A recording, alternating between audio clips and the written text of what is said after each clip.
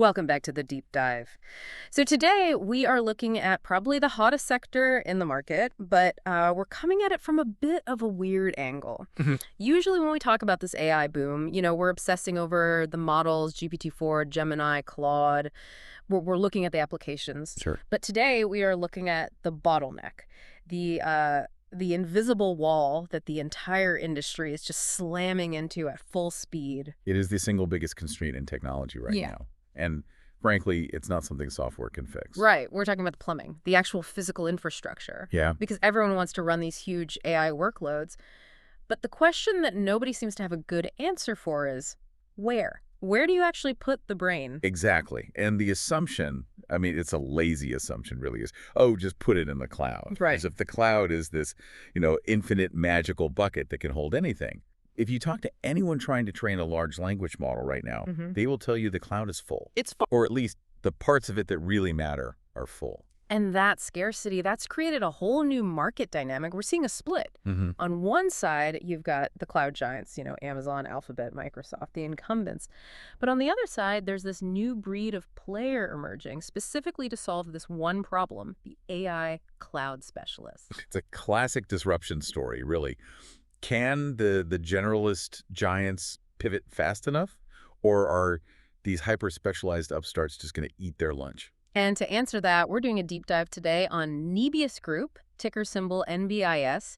And looking at Nebius isn't just about this one company. No, it's a proxy. It's a lens into this whole war for compute capacity because the numbers here are, they're staggering. We're talking about a company being courted by the biggest tech firms on Earth, posting triple-digit growth, but also burning cash at a rate that would make a traditional CFO just faint. It's a fascinating case study in high-stakes capital allocation.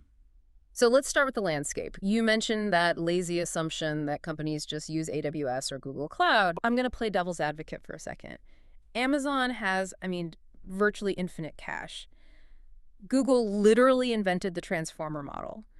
Why on earth do we need a specialist AI cloud? Mm-hmm. Why can't Amazon just buy, 50,000 GPUs, plug them in, and call it a day?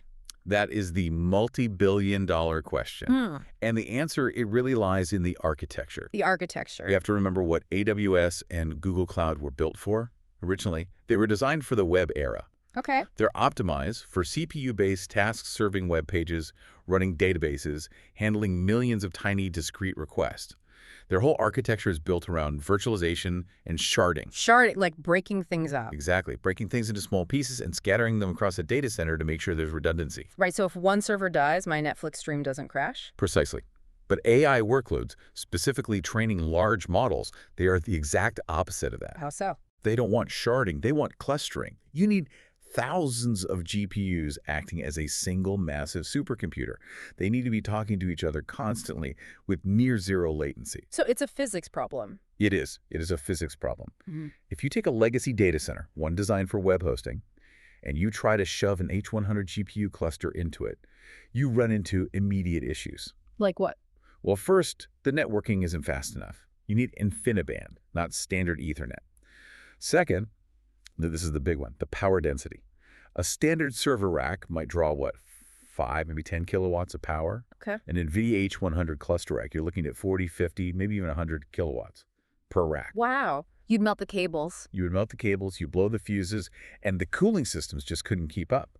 So for the giants to pivot, they literally have to retrofit or rebuild their physical infrastructure. It's like trying to turn a cruise ship into a speedboat. While the passengers are still on board. Exactly. Whereas a specialist like Nebius... Nebius is building the speedboat from scratch. They're dealing with a greenfield deployment. They don't have 20 years of legacy web hosting architecture to worry about. They build data centers specifically designed for high-density, high-power, low-latency GPU clusters. That is their only product. Okay, that makes perfect sense. It's not just about buying the chips. It's about the actual building you put them in. So let's look at Nebius specifically. NBIS. They're positioned as this AI cloud specialist. Right. If I'm a customer, let's say I'm an AI startup or even a big company, what am I actually buying from them? Is it just the machine? Bare metal? You can buy bare metal, sure, which is just access to the raw machine, but that's not really the value add. Okay. The real product is the platform. Nebius provides the managed services layer. Think about it. Getting access to an Nvidia H100 is great, but actually configuring a cluster of 1,000 of them to run without crashing it's a nightmare. It's not plug and play. Not at all. Not even close. You need specialized orchestration software, think like Kubernetes, but tailored for AI, specific libraries, optimized storage drivers. Nebius handles all of that. They basically say, here's your supercomputer, the software is pre-configured, the drivers are updated, just run your code. So they are selling speed. Speed and flexibility. Yeah. If you're a startup in this race, time is the one asset you can't buy more of. Right.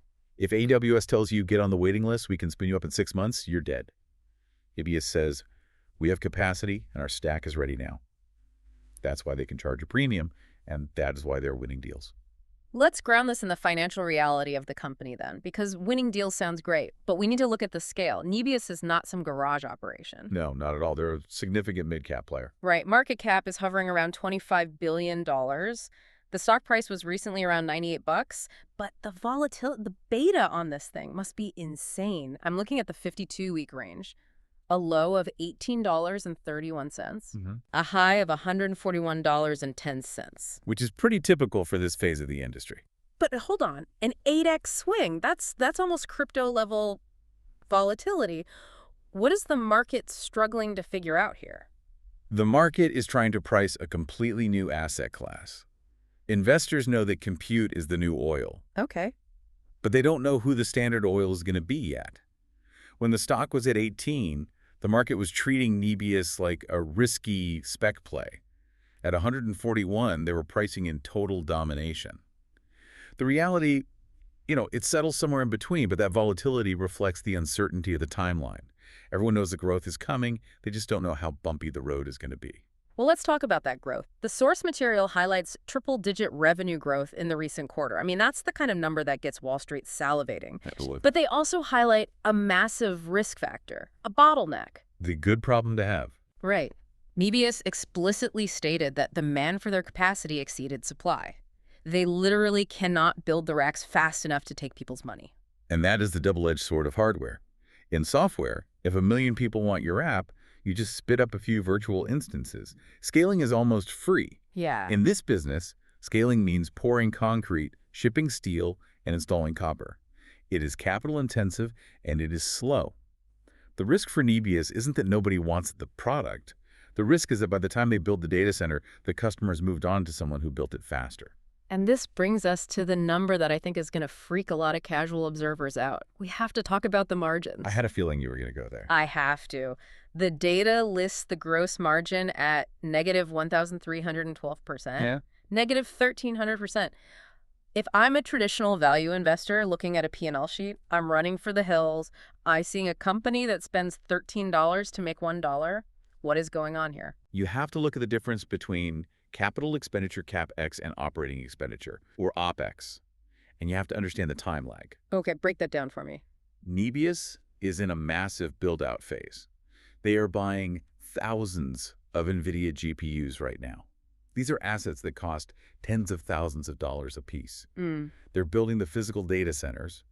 All of that cost hits the books immediately or gets amortized, but the revenue from renting those chips out comes in monthly over the next 3 to 5 years. So it's a timing mismatch. Exactly. It's like building a skyscraper. While you're pouring the foundation and putting up the steel, your margins are horrific. You're spending millions and collecting zero rent. Right. But once the building is finished and the tenants move in, the dynamic flips completely. Yeah. That negative margin isn't a sign of a broken business model. It's a sign of aggressive asset accumulation. They are grabbing land. Okay, so they're betting the farm on this build-out. And to fund it, they recently raised over $4 billion. Convertible notes, equity offerings, they are filling up the war chest. They have to. In this game, if you stop building, you die. That $4 billion is going directly into Nvidia's pocket to secure the next batch of chips. Which segues perfectly into the validation piece, because it's one thing for me to sit here and say, oh, Nebius has a cool strategy. Sure. It's a whole other thing when the titans of the industry put billions of dollars behind it. Let's talk about the endorsements, starting with the supplier, Nvidia. This is such a crucial signal. Nvidia isn't just selling chips to Nebius. They own shares in the company. Why does that matter so much? Nvidia sells chips to everyone. It matters because of allocation. We're in a constrained market. There are not enough GPUs to go around. Right. So who gets the shipment first? The random startup or the company that Nvidia has an equity stake in? The partner gets priority. Exactly. By investing in Nebius, Nvidia is effectively crowning them as a preferred partner. They're creating a moat around Nebius. It signals to the market that Nvidia believes this specialized cloud model is viable and wants to ensure it succeeds. It's a kingmaker move. But the even bigger shocker, for me anyway, was on the customer side. The Microsoft deal. The $19 billion question. Yeah, let's unpack this. Nebius signed a deal with Microsoft valued at up to $19.4 billion to provide AI infrastructure. But Microsoft is a cloud provider. They own Azure. They're supposed to be the competitor. Why is Microsoft writing a check to Nebius? This is the single most validating data point in the entire Nebius story. It proves the thesis we started with. What, that the giants are tapped out? The giants are tapped out. Azure is full. Effectively, yes. Microsoft has so much demand from their own internal AI teams, Copilot, OpenAI, all of that, and their external Azure customers. It's so massive, they physically cannot build infrastructure fast enough to meet it. Wow. So they are forced to outsource. They are renting capacity from a competitor just to keep their own customers happy. That is just wild. It's like Ford renting a factory from Tesla because they can't build cars fast enough. It's exactly like that. And for Microsoft, it's a strategic hedge. They lock in the supply they need to maintain their market share, even if it means paying a specialist.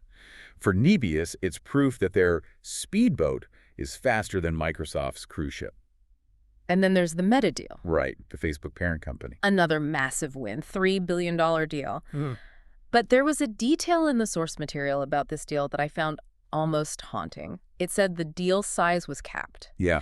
Not because Meta ran out of money, Meta has infinite money, but because Nebius ran out of capacity. It creates a sense of vertigo, doesn't it? It really does. Meta wanted to buy more. They were standing there with a checkbook ready to go bigger than $3 billion, and Nebius had to say, sorry, we literally don't have the racks. And this brings us all the way back to that risk factor we discussed. That missed revenue is the cost of the physical bottleneck, but it also highlights the sheer ferocity of the demand.